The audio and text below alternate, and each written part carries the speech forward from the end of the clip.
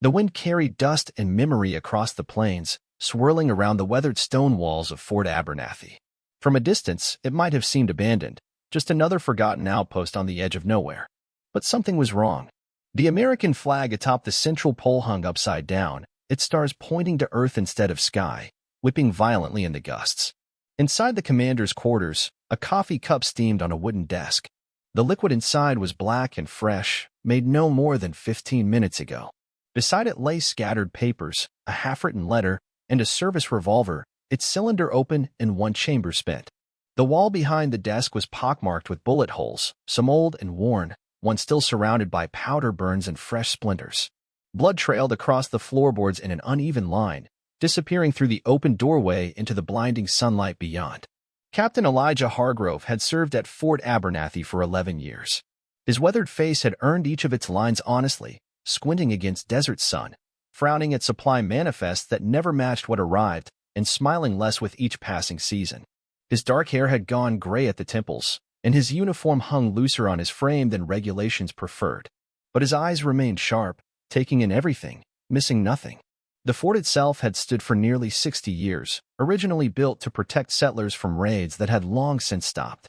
Its stone walls had been repaired countless times, and the wooden structures inside barracks, mess hall, stables had been rebuilt at least twice. Now it served mainly as a supply depot and way station for troops moving between larger bases. Elijah's quarters were Spartan but personal. A faded daguerreotype of a woman with kind eyes sat on his nightstand. A child's wooden horse, crudely carved but polished smooth from years of handling, rested beside it. Maps covered one wall, tracking territories and movements that had long since been settled or abandoned. In the barracks, 20 cots lined the walls, though only 12 had been occupied in recent months. Personal effects told small stories, a deck of cards with the Queen of Hearts missing, a harmonica with a dent in one side, letters from home tied with different colored ribbons. Above one bed, someone had tacked up a child's drawing of a soldier standing beside a house with a chimney that belched impossible amounts of smoke. Elijah walked the perimeter each evening, touching the bullet holes that scarred the outer walls. Each one represented a story he knew by heart: the raid of '79, the deserter who'd fired wildly before fleeing into the desert, the drunken accident during the Christmas celebration 3 years back. His fingers lingered on a cluster of holes at chest height near the eastern gate, and his eyes always went distant when he touched them. The storm had rolled in without warning, turning day to night in minutes. Lightning split the sky, illuminating the fort in harsh white flashes that left afterimages burned into Elijah's vision. Rain hammered the parade ground, turning dust to mud in seconds. Thunder shook the foundations of the buildings. When the knock came at his door, Elijah assumed it was the night watchman with a weather report. Instead, he found Private Collins, soaked to the skin, holding a leather message pouch. "Ryder just came in, sir," Collins said, water dripping from his hat brim. "Said this couldn't wait till morning." The letter inside was damp at the edges but legible. The paper was high quality, the handwriting precise and familiar. Elijah recognized General Hawthorne's signature before he'd even read the contents. "Urgent circumstances require your immediate attention," the letter read. "The situation at Fort Mercer has deteriorated. Your experience with the Blackwood incident makes you uniquely qualified. Report with all available men within 3 days." Elijah's hands trembled slightly as he set the letter down. The Blackwood incident. 7 years ago now, but it might as well have been yesterday. He'd never filed a complete report, never told the whole truth. And now Hawthorne was calling him back because of it. "Sir." Collins was still standing in the doorway. "The writer said he needs a response." Elijah stared at the letter, feeling the weight of memory pressing down on him. "Tell him we'll be ready to move out at first light." That night, Elijah didn't sleep. He sat at his desk with a lamp burning low, writing out orders, making lists of supplies, and trying not to think about what waited for them at Fort Mercer. When dawn broke, he'd already been in the parade ground for an hour, watching his men prepare for departure. The journey took 2 days through terrain that grew increasingly hostile. The gentle plains gave way to rocky badlands, then to narrow passes between towering mesas. Fort Mercer sat in a natural bowl, surrounded on 3 sides by steep cliffs. It was larger than Abernathy, with higher walls and more permanent structures, but as they approached, Elijah could see signs of recent conflict: scorched sections of wall, hastily repaired gates. The soldiers who greeted them looked exhausted. Their uniforms were dirty and torn, their faces gaunt. They moved with the careful wariness of men who expected violence at any moment. Lieutenant Wilson met them at the gate. He'd been a fresh-faced cadet during the Blackwood incident. Now his left cheek bore a long scar, and his eyes had the flat, empty look Elijah recognized from too many campaigns. "Captain Hargrove," Wilson said, saluting. "Didn't expect to see you again." "Hawthorne's orders," Elijah replied, returning the salute. "What's the situation?" Wilson gestured for Elijah to follow him inside. "Better discussed in private, sir." The commander's office at Fort Mercer was larger than Elijah's at Abernathy, but just as utilitarian. Maps covered the walls here too, but these were marked with recent movements, red pins showing attack locations, blue pins showing patrol routes. "We've lost 17 men in the last month," Wilson said, pouring coffee into tin cups. "Raids on our supply wagons, sniper fire when we send out patrols. 2 days ago, they hit a civilian settlement 10 miles east. Killed everyone." The coffee was bitter and too strong. Elijah drank it anyway. "Who's they?" Wilson's expression darkened. "That's why Hawthorne sent for you. It's Blackwood's people." The name hit Elijah like a physical blow. Blackwood is dead. His son isn't. Later, in the barracks assigned to his men, Elijah sat on his cot and tried to collect his thoughts.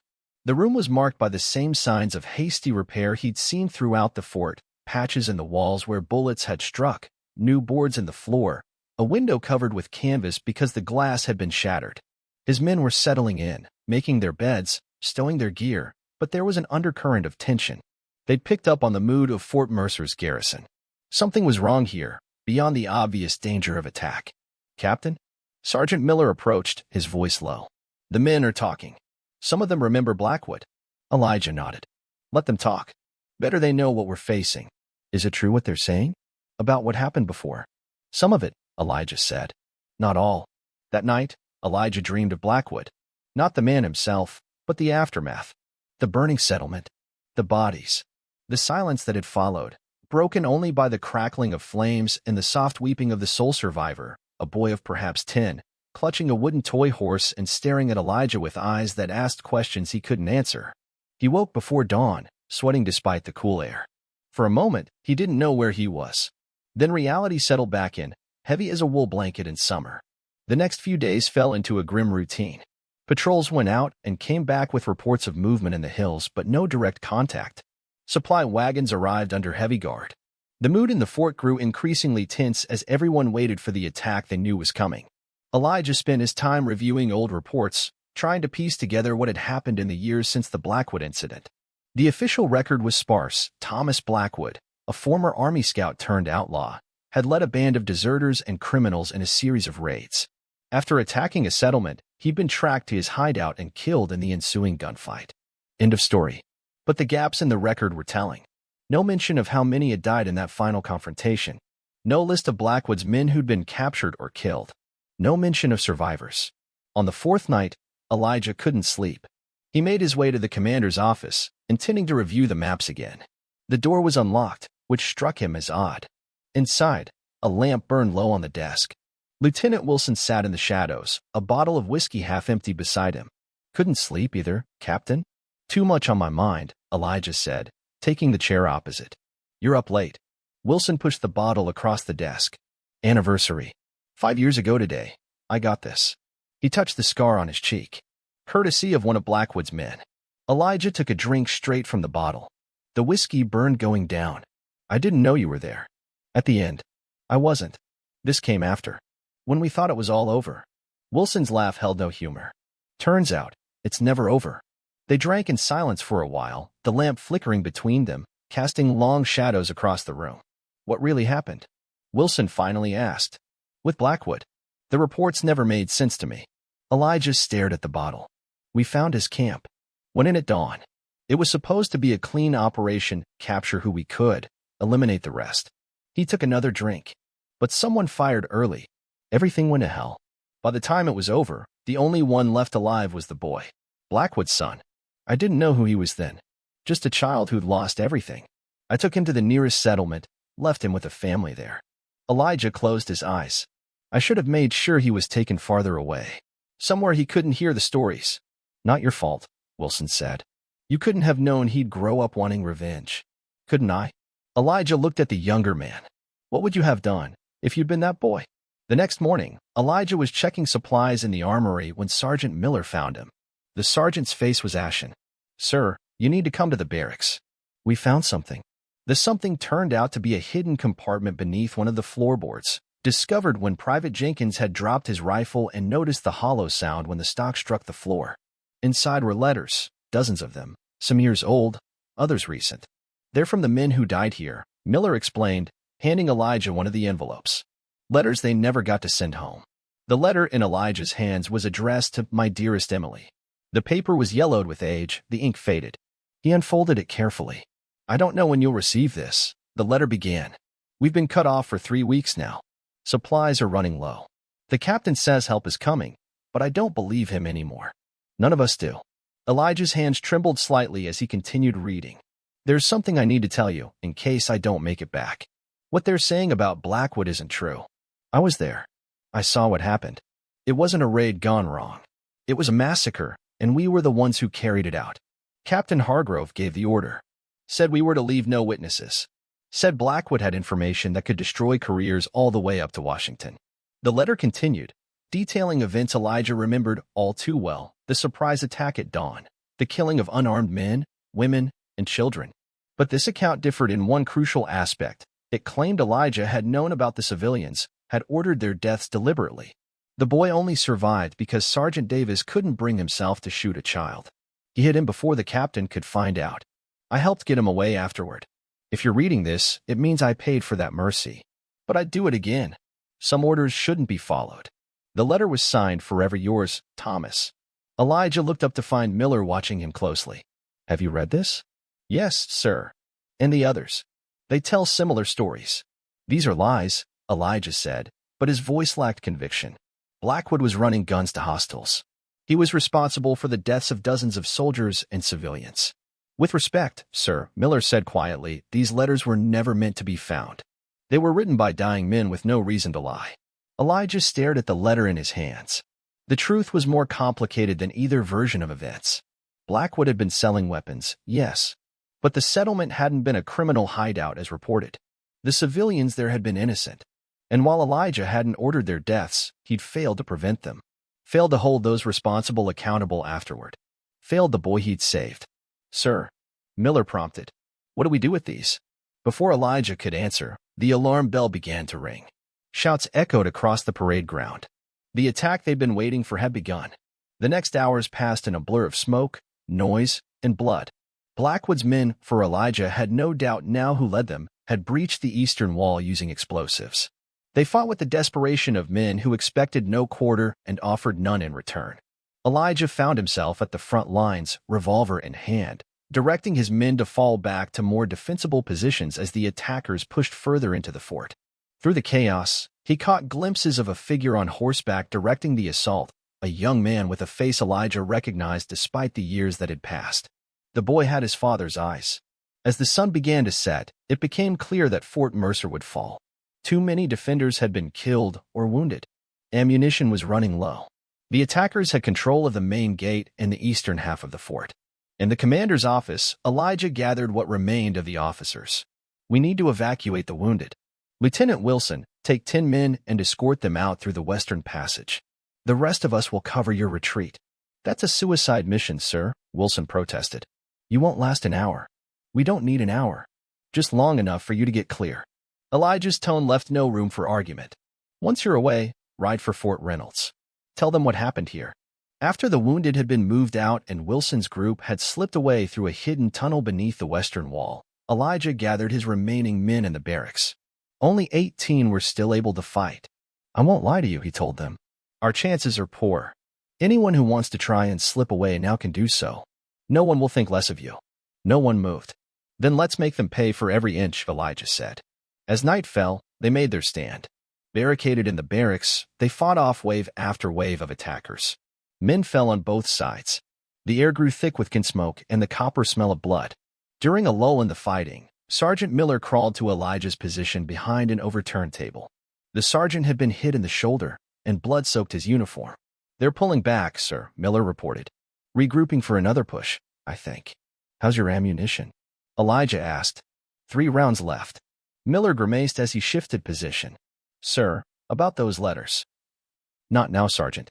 Yes, now. Miller's voice was urgent. If we don't make it through this, I need to know. Was it true? Did you order those people killed? Elijah met the sergeant's gaze. No, but I didn't stop it either. And afterward, I helped cover it up. Told myself it was to protect the Army's reputation. The truth is, I was protecting myself. Miller nodded slowly. Thank you for that, sir. A voice called from outside the barracks. Captain Hargrove. I know you're in there. Elijah recognized the voice from his dreams, older now, deeper, but with the same cadence as the child who had asked him questions with silent eyes. I'm here, Elijah called back. Send out your men. Unarmed. I'll let them live. And if I don't, then they die with you. Elijah looked around at the men who remained, bloodied, exhausted, but still defiant. They deserved better than to die for his mistakes. Do as he says, Elijah ordered. Lay down your weapons and go out with your hands up. Sir, Miller began to protest. That's an order, Sergeant. I'll be right behind you. One by one, the surviving soldiers filed out of the barracks, hands raised. Elijah waited until the last man had gone, then checked his revolver. One bullet remained in the cylinder. He tucked the gun back into its holster and followed his men outside. The parade ground was lit by scattered fires. Blackwood's men, a rough-looking bunch in mismatched clothing, surrounded the surrendered soldiers. And there, sitting on a bay horse at the center of it all, was Thomas Blackwood's son. He'd grown into a lean, hard-featured man. The toy horse Elijah remembered was now a carved wooden pendant hanging around his neck. His eyes were the same, though dark and filled with questions that demanded answers. James Blackwood, Elijah said, using the boy's name for the first time in 7 years. You've grown. And you've grown old, James replied. But not too old to remember, I hope. I remember everything. James dismounted, handing his reins to one of his men. Good. Then you can tell me why. Why my father? Why all those people? Elijah looked around at the faces watching him, his own men, confused and fearful, Blackwood's men, angry and vengeful, and James himself, whose expression held something more complex than either hate or triumph. Your father was selling weapons to anyone with money, Elijah said. The Army wanted him stopped. I was sent to bring him in. He paused, weighing his next words carefully. What happened at the settlement wasn't supposed to happen. Some of my men got carried away. Others had personal grudges. By the time I realized what was happening, it was too late to stop it. You're lying, James said flatly. My father wasn't an arms dealer. He was a government agent, investigating corruption in the Army supply chain. That's why he had to be silenced. Elijah felt a chill that had nothing to do with the night air. What? I found his papers. Letters from his superiors in Washington. Records of shipments diverted, supplies sold off, money changing hands. James stepped closer. Names? Captain. Including yours. The accusation hung in the air between them. Elijah's mind raced, piecing together fragments of memory, Blackwood's odd questions about supply manifests, his interest in certain officers' finances, the way he'd sometimes disappeared for days only to return with no explanation. I didn't know, Elijah said, and for the first time that night, he was certain he was telling the truth. I was told he was a traitor. A criminal. By who? James demanded. General Hawthorne. Something shifted in James's expression. The same Hawthorne who sent you here? Knowing I was coming for this fort. The pieces fell into place with sickening clarity. Hawthorne had known. Had used Elijah as bait to draw James into the open. Had probably never expected any of them to survive. It seems we've both been played, Elijah said quietly. For a long moment, James said nothing. Then he turned to one of his men. Take the soldiers to the stable. Keep them under guard. And the captain? The man asked. James looked back at Elijah. He stays with me. After the others had been led away, James took Elijah to the commander's office. The map still hung on the walls, the half-empty whiskey bottle still sat on the desk. It might have been minutes since Elijah had last been there, rather than hours of desperate fighting. Sit, James ordered, gesturing to a chair. Elijah sat, suddenly aware of how tired he was. His hands were streaked with gunpowder and blood, his uniform torn in several places. He watched as James poured 2 glasses of whiskey and set one in front of him. To unlikely conversations, James said, raising his glass. Elijah left his untouched. What happens now? Now. James took a drink. Now we wait for dawn. Then you and I are going to ride to Fort Reynolds together. You're going to tell them everything you know about Hawthorne's operation. And I'm going to provide my father's evidence. And my men will be released once we're safely away. James studied Elijah's face. Unless you try something stupid, in which case my people have orders to shoot them all. Elijah finally reached for his whiskey. You've thought this through. I've had 7 years to think about nothing else. They sat in silence for a while, two men connected by a shared history neither had chosen. Outside, the fires were dying down. The sounds of the wounded being tended to drifted through the open window. I looked for you, Elijah said eventually. Went back to the settlement where I'd left you. They said you'd run away. I did, James confirmed. Couldn't stand their pity. Ended up with a wagon train heading west. The leader was an old friend of my father's. He touched the wooden horse at his neck. He told me the truth. Helped me find my father's papers. And now here we are, Elijah said. Here we are, James agreed. The boy who lost everything and the man who took it away. I didn't give the order, Elijah said, though he wasn't sure why it mattered anymore. But I didn't stop it either. And afterward, I helped bury the truth. That makes me guilty enough. James nodded slowly. Yes, it does. Dawn found them still sitting across from each other, the whiskey bottle now empty between them. They talked through the night about Blackwood, about the years since, about Hawthorne and his web of corruption. Not as friends, but as two men trying to understand how their paths had led them to this moment. As the first light of day touched the eastern hills, James stood. Time to go. They walked together to the stables, where horses had been prepared for them. Blackwood's men watched silently as they mounted up. Elijah's soldiers, still under guard, looked confused and fearful. Remember, James said quietly as they rode toward the gate.